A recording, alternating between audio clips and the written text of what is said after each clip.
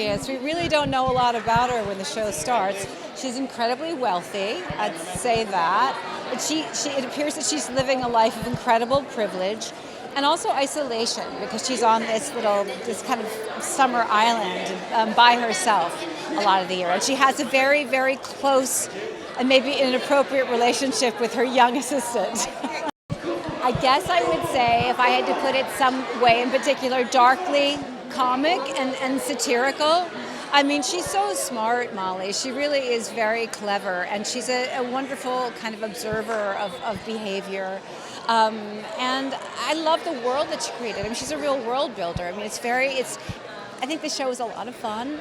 It's really easy to watch, and it's sort of, you really end up somewhere with it. I think Molly has things to say about our class system and our culture and feminism, and you learn all of this in the show. I love Kevin. I mean, I think it's always so great when you've had a great working relationship with someone to revisit that, and it was terrific. It's easy. He's just a wonderful person, a wonderful actor. Well, it was summertime, and we were on the North Fork of Long Island, and it was pretty beautiful out there. So I think it's nice. I mean, it was nice to be in that world. A lot of that house was built, and it was at Brooklyn Steiner, a stage, here in New York, and so we kind of recreated it. But these are people who are living in incredible opulence, so it was nice to be kind of in it, experience it. Devon's very different from any character I've been able to play up to this point, and that was part of why I was so excited to do it. I love her. She's relentlessly herself no matter where she goes. She's got a great sense of humor, but she also sort of uses that as a tool to sort of keep people from really knowing her in a real way. She's got a hard time with that. So lots of vulnerability there, and it's fun to play both of those sort of sides of her. I love Molly so much. I think her strength is that every character she writes, no matter how small or how fleeting they might feel, has a fully realized experience and a full story. So nobody crosses the screen in Sirens without, being that. And I think it's such an impressive thing that she's able to achieve. And yeah, I mean, the world is interesting. The tone is interesting. It's a tricky thing. It's a dark comedy, but the comedy is huge, and the sort of darker moments are really, really dark. So yeah, it's tricky, but they did a great job, I think, of sort of finding that balance between those two extremes. There's such visuals for the audience, right? I mean, when we first meet Devon, she's wearing all black. She shows up on the dock, getting off this ferry after she rode that ferry. And there's a bunch of people with, these really incredibly bright colors around her, and you kind of zoom out and you see just how much she stands out. So it's a really important piece of the story, the clothes and everything. And Caroline, our costume director, did incredible work. I think the thing that's interesting about the show is that it kind of passes between the women at different points. And what you think might be true might not be true.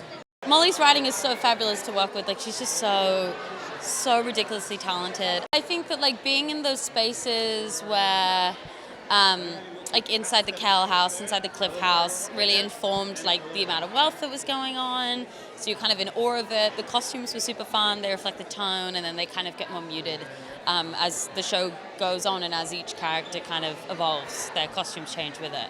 I think Simone kind of has the power, in a way, of singing the Sirens song, but I think that ultimately all of these women make decisions based off whether or not they kind of want to be that.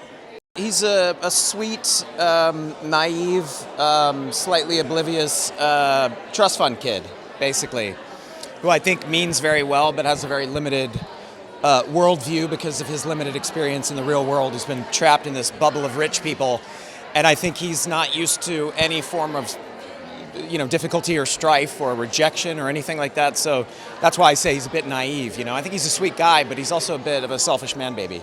It always starts with a script, an absolutely incredible script. And, Molly's an amazing playwright and an incredible artist. I already knew some of the people that were going to be in the cast. And then the role specifically, I'm usually playing raging psychopathic maniacs. So it was nice to, play somebody who's a little bit more sweet and innocent.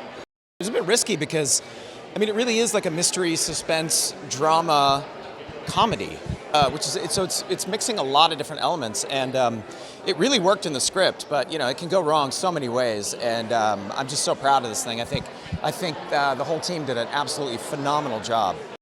I mean, for me, I really let that sort of be its own thing. I mean, it's not like really something you can play or that I could play as an actor. Even the characters in a real Greek tragedy don't know they're characters in a real Greek tragedy, right? So he's just a guy trapped in this mythological world, right? So he doesn't know. So it didn't really influence how I performed the role, but it was a layer to the whole project that I thought was really interesting and fascinating. I think that's the coolest thing about it. Honestly, I don't want to give too many spoilers away, which I guess I'm really not, but it changes, doesn't it? Like sometimes the women have the power and sometimes the men have the power, and there is this sort of struggle between what women need from men and what men need from women. And so I think the constant shifting power dynamic is one of the best things about the show. She's a playwright. She's from the theater, and so theatricality is in her blood, it's in her DNA, and it so beautifully translates to the screen. And this is also, I think she's written a mythological Greek story, and kind of we're all playing these mythological Greek characters from a broader sense. We're on the ground and in this world of richness, but when in truth you stay and you look closely, we're playing these mythological Greek-type characters, so that's beautiful. And so the series is like that as well. It kind of plays on the Sirens song, it plays on the perception of what we think sirens are. Molly put it best the other day at an interview. She said, we only know the siren song from the male perspective, right? We don't know it from the female perspective, so let's stand in the women's shoes and look through their eyes and see what it is. And they may or may not be the monsters that we men say they are, So I love that. I thought I had seen some beautiful sunsets. I really did. I'd been around the world a little bit. I'm old enough to have traveled enough to see some sunsets.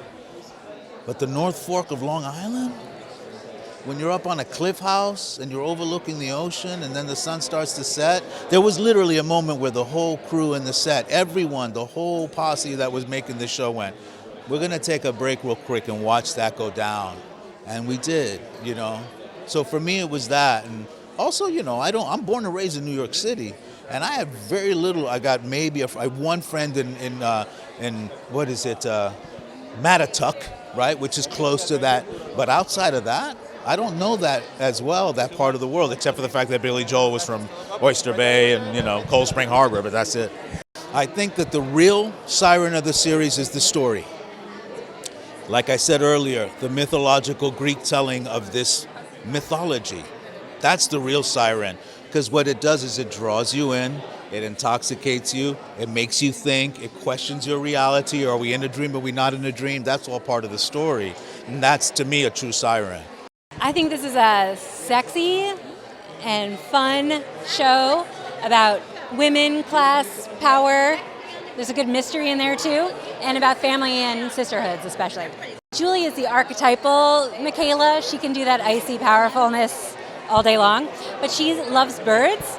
So this role in particular, when we sent her the script and she loves birds, it was like we lucked out because she loves birds and wanted to come do birds, and then she just brought such beautiful compassion and empathy to the role and was such a joy to work with.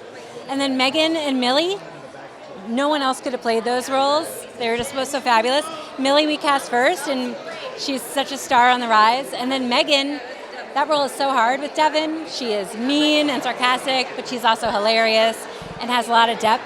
And Meghann was the only person that could balance those two things, those extremes, with such precision. And she is a rock star. The Sirens myth, in mythology, it's about these three women on an island who are very, very beautiful, and they're singing, and their voices are so beautiful that men crash their boats and die. And the myth is that the women get off on it, that they're monsters. But in the show, we kind of flip the lens, and this is about the women. It's their point of view. Maybe they aren't monsters at all. Maybe they aren't trying to kill anybody. I mean, I think most writers, we write the thing to ask questions. My question is, is this what you expected? Maybe you should think a little more carefully about how you cast the role of these women in your lives. it's easy to peg the beautiful women as monsters. And also, I think there's some great surprises in the show that might ask you to reconsider all the characters.